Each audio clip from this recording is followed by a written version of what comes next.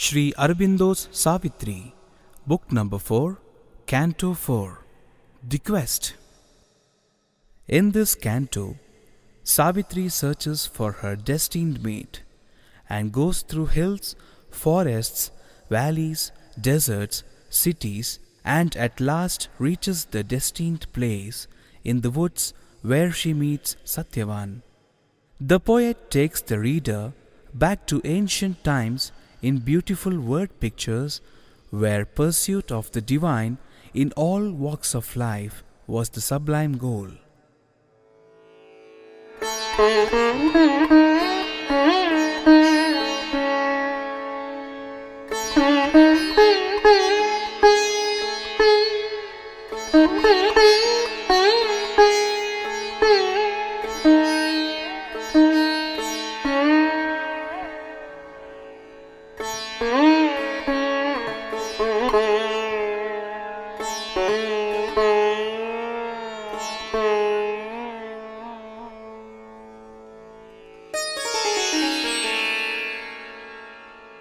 The world ways opened before Savitri. At first, a strangeness of new brilliant scenes peopled her mind and kept her body's gaze. But as she moved across the changing earth, a deeper consciousness welled up in her. A citizen of many scenes and climes, each soil and country it has made its home. It took all clans and peoples for her own, till the whole destiny of mankind was hers. These unfamiliar spaces on her way were known and neighbors to a sense within. Landscapes recurred like lost, forgotten fields, cities and rivers and plains her vision claimed, like slow recurring memories in front. The stars at night were her past's brilliant friends. The winds murmured to her of ancient things, and she met nameless comrades loved by her once. All was a part of old forgotten selves. Vaguely or with a flash of sudden hints, her acts recalled a line of bygone power. Even her motion's purpose was not new. Traveler to a prefigured high event, she seemed to her remembering witness soul, to trace again a journey often made. A guidance turned the dumb revolving wheels, and in the eager body of their speed, the dim masked, hooded Godheads rode who move, assigned to man immutably from his birth, receivers of the inner and outer law, at once the agents of his Spirit's will, and witnesses and executors of his fate, inexorably faithful to their task. They hold his nature's sequence in their guard, carrying the unbroken thread old lives have spun. Attendants on his destiny's measured walk, leading to joys he has won and pains he has called. Even in his casual steps they intervene. Nothing we think or do is void or vain. Each is an energy loosed and holds its course. The shadowy keepers of our deathless past have made our fate the child of our own acts, and from the furrows labored by our will, we reap the fruit of our forgotten deeds.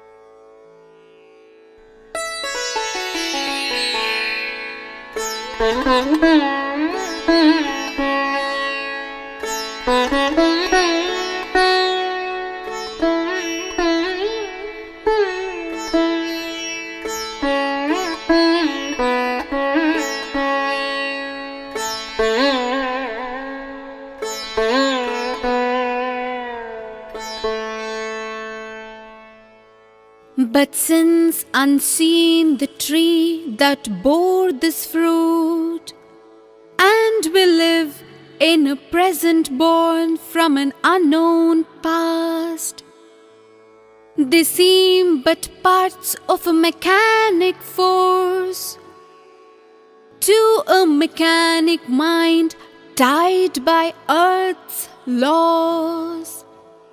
Yet are they instruments of a will supreme, watched by a still all-seeing eye above.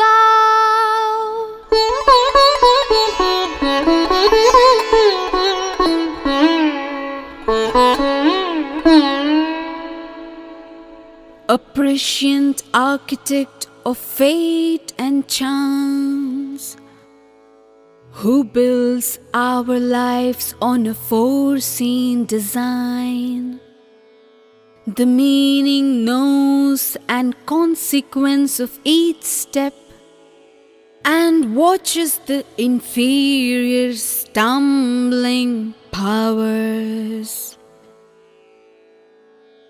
Upon her silent heights she was aware of a calm presence throned above her brows, who saw the goal and chose each fateful curve. It used the body for its pedestal. The eyes that wandered were its searchlight fires, the hands that held the reins its living tools. All was the working of an ancient plan, a way prepared by an unerring guide.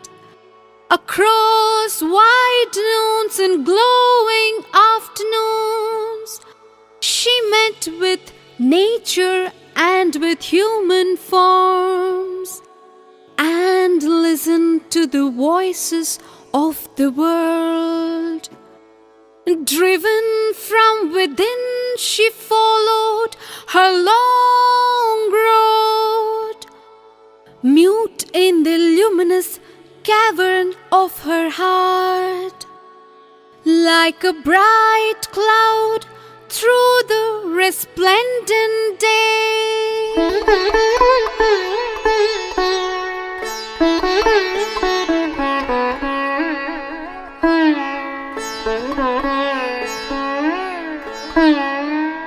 At first her path ran far through peopled tracts, admitted to the lion eye of states and theatres of the loud act of man.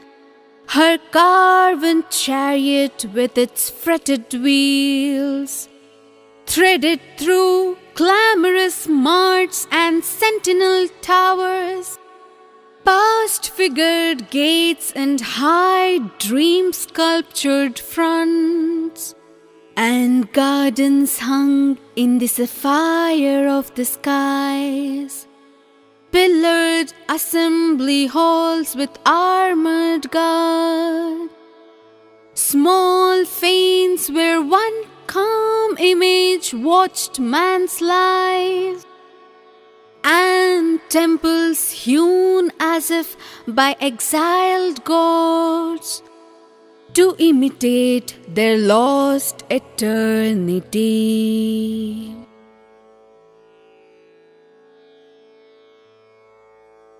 Often from gilded dusk to argent dawn, where jewel lamps flickered on frescoed walls, and the stone lattice stared at moonlit bows, half conscious of the tardy listening night, dimly she glided between banks of sleep, at rest in the slumbering palaces of kings.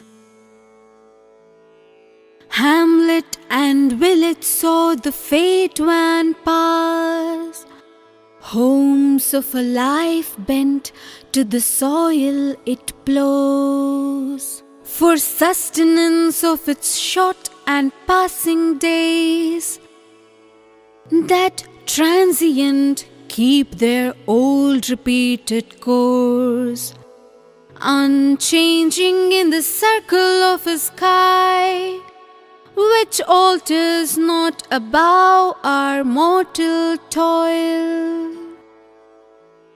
Away from this thinking creature's burdened hours, to free and griefless spaces now she turned, not yet perturbed by human joys and fears.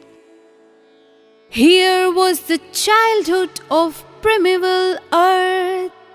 Here timeless musings, large and glad and still, men had forborne as yet to fill with cares imperial acres of the eternal sower, and wind-stirred grasslands winking in the sun, or mid-green musing of woods and rough broad hills, in the grooves murmurous bee air humming wild, or past the long lapsing voice of silver floods, like a swift hope journeying among its dreams, hasten the chariot of the golden bride.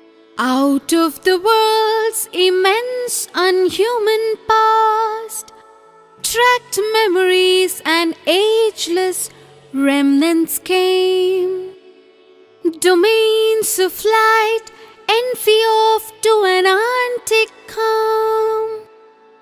Listen to the unaccustomed sound of hooves, and large immune entangled silences absorbed her into emerald secrecy, and slow hushed wizard nets of fairy bloom environed with their colored snare her wheels.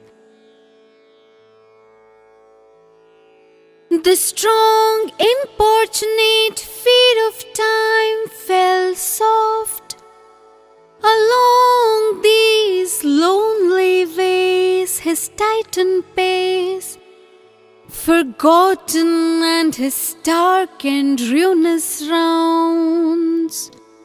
The inner ear that listens to solitude, leaning, self-wrapped, unboundedly could hear the rhythm of the intenser, wordless thought that gathers in the silence behind life, and the low, sweet, inarticulate voice of earth in the great passion of her sun-kissed trance ascended with its yearning undertone.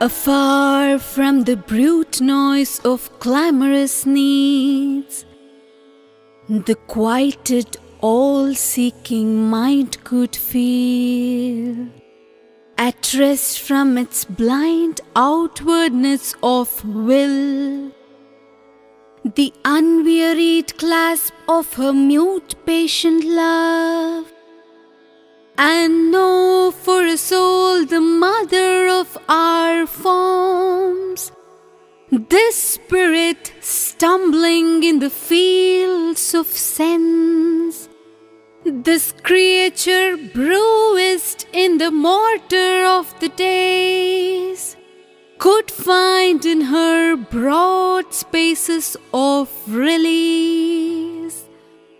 Not yet was a world all occupied by care. The bosom of our mother kept for us still her austere regions and her musing depths, her impersonal reaches lonely and inspired, and the mightinesses of her rapture haunch.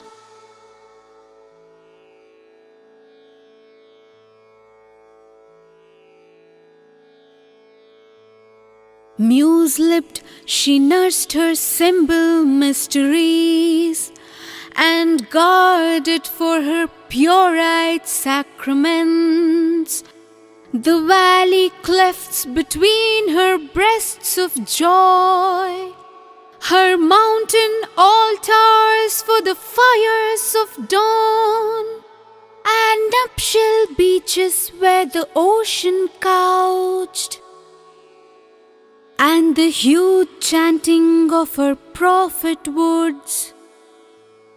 Fields had she of her solitary mirth, plains hushed and happy in the embrace of light, alone with the cry of birds and hue of flowers, and wildernesses of wonder lit by her moons, and grey sere evenings kindling with the stars, and dim movement in the night's infinitude.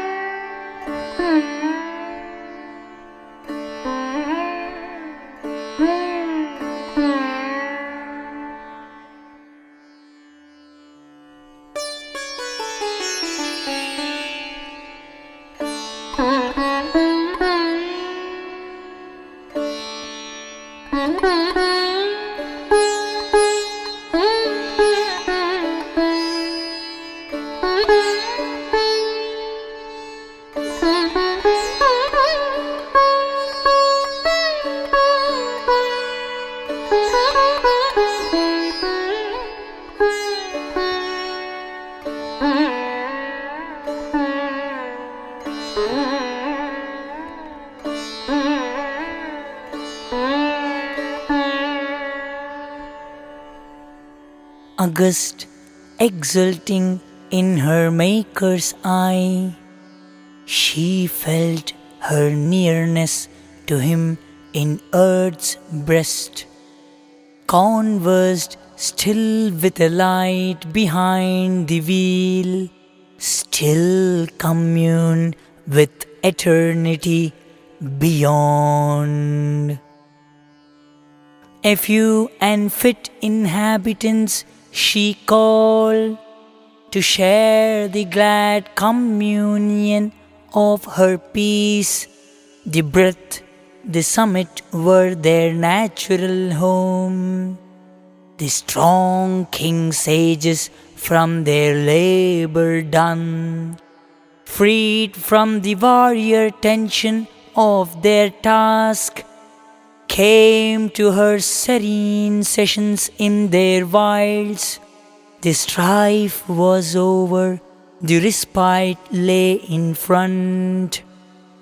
Happy they lived with birds and beasts and flowers and sunlight and the rustle of the leaves, and heard the wild winds wandering in the night, mused with the stars in their mute constant ranks, and lodged in the mornings as in azure tents, and with the glory of the noons were one.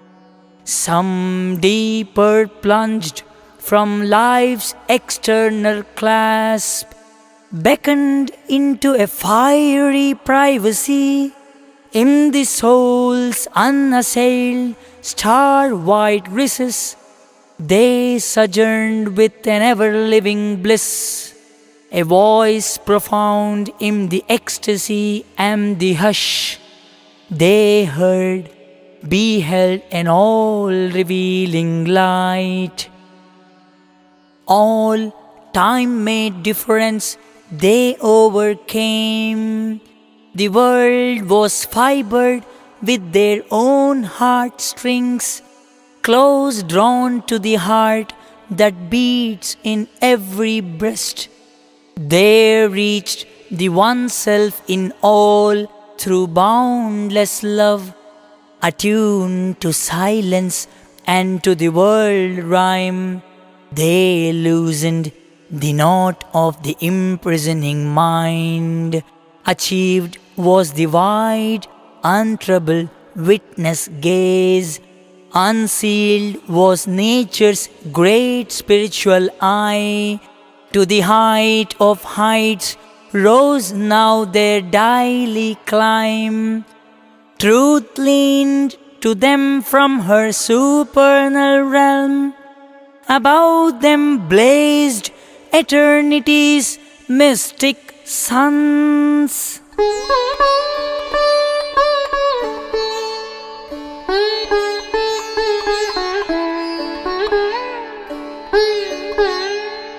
Nameless, the austere ascetics without home, abandoning speech and motion and desire, aloof from creatures, sat absorbed alone, immaculate in tranquil heights of self, on concentration's luminous, voiceless peaks.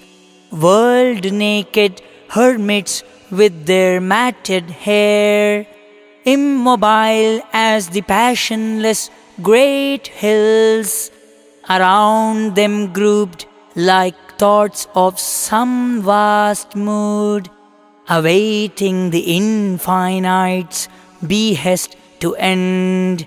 The seers attuned to the universal will, content in him who smiles behind earth's forms, abode ungrieved by the insistent days, about them like green trees girdling a hill, young grave disciples fashioned by their touch, trained to the simple act and conscious word, greatened within and grew to meet their heights.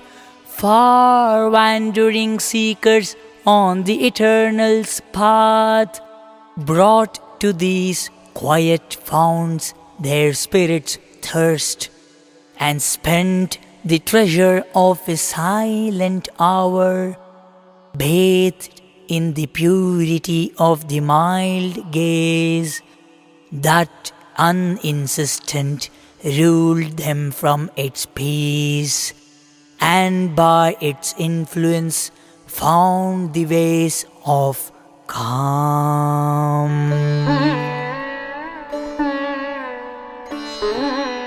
The infants of the monarchy of the worlds, the heroic leaders of a coming time, king children nurtured in that spacious air, like lions gambolling in sky and sun, received half-consciously their godlike stamp, formed in the type of the high thoughts they sang. They learned the wide magnificence of mood that makes us comrades of the cosmic urge, no longer chained to their small separate selves, plastic and firm beneath the eternal hand, met nature with a bold and friendly clasp, and served in her the power that shapes her works. One soul to all and free from narrowing bonds, large like a continent of warm sunshine, in wide equality's impartial joy, these sages breathed for God's delight in things.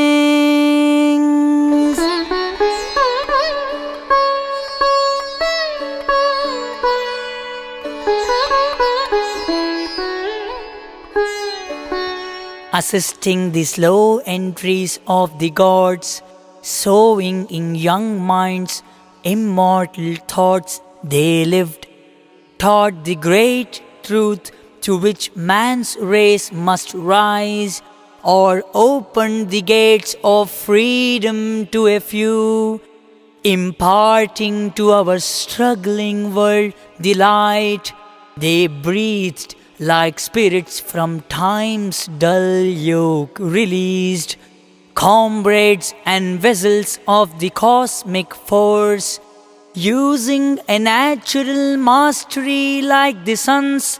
Their speech, their silence was a help to earth. A magic happiness flowed from their touch. Oneness was sovereign in that sylvan peace. The wild beast joined in friendship with its prey, persuading the hatred and the strife to cease. The love that flows from the one mother's breast healed with their hearts the hard and wounded world. Others escaped from the confines of thought to where mind, motionless, sleeps, waiting light's birth, and came back quivering with a nameless force, drunk with a wine of lightning in their cells, intuitive knowledge leaping into speech, hearing the subtle voice that clothes the heavens, carrying the splendor that has lit the suns. They sang infinity's names and deathless powers in meters that reflect the moving worlds, sights, sound waves breaking from the soul's great deeps.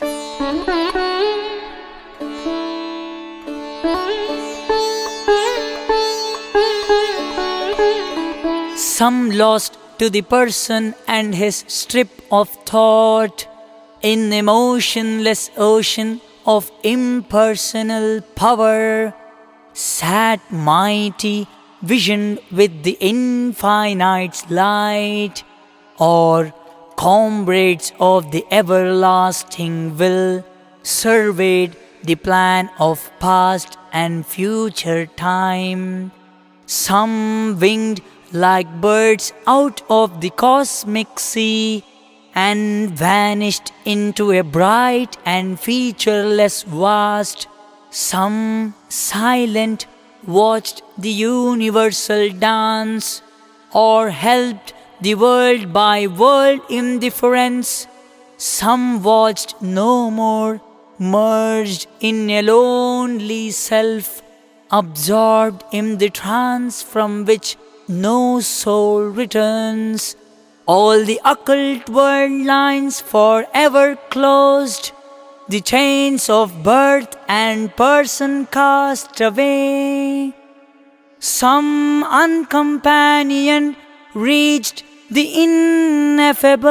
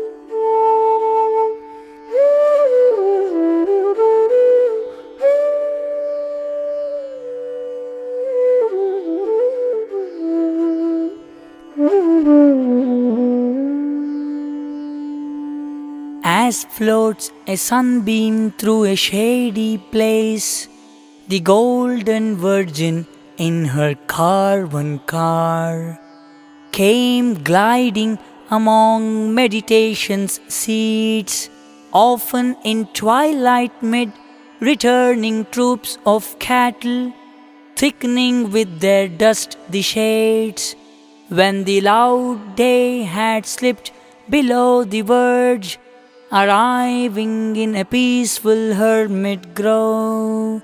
She rested, drawing around her like a cloak its spirit of patient muse and potent prayer.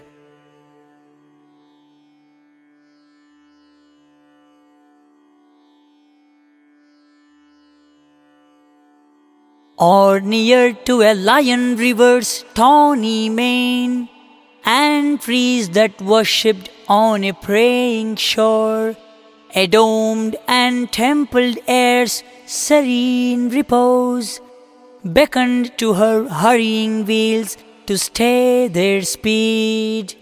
In the solemnity of a space that seemed a mind remembering ancient silences, where to the heart great bygone voices call, and the large liberty of brooding seers had left the long impress of their souls seen.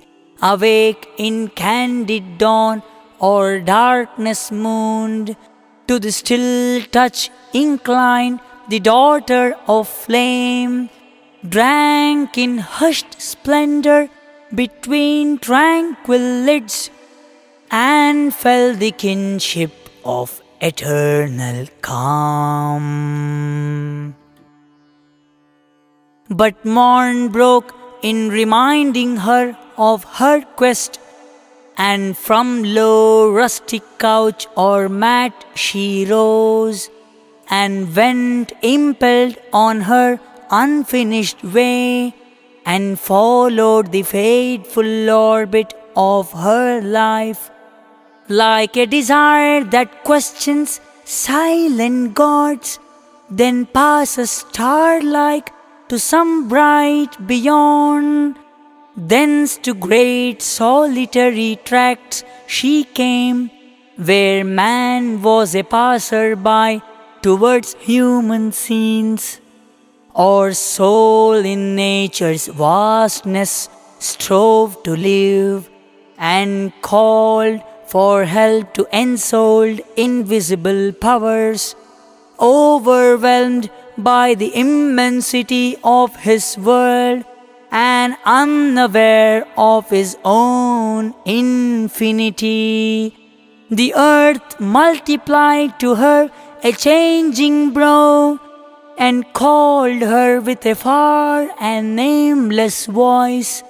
The mountains in their anchorite solitude, the forests with their multitudinous chant, disclosed to her the masked divinity's doors. On dreaming plains an indolent expanse, the deathbed of a pale enchanted eve.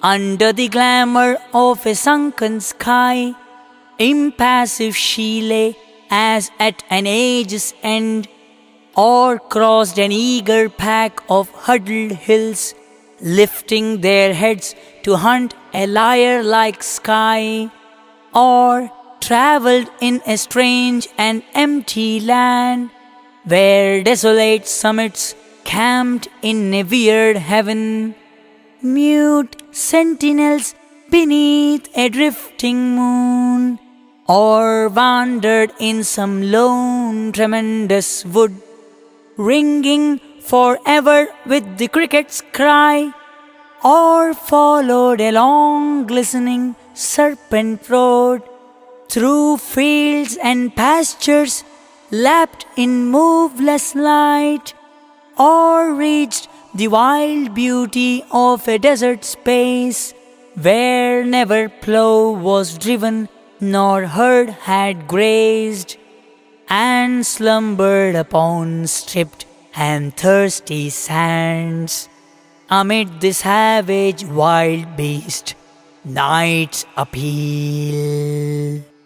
Still unaccomplished was the fateful quest, still she found not the one predestined face, for which she sought amid the sons of men. A grandiose silence wrapped the regal day. The months had fed the passion of the sun, and now his burning breath assailed the soil. The tiger heats prowled through the fainting earth. All was licked up by a lolling tongue. The spring winds failed. The sky was set like bronze.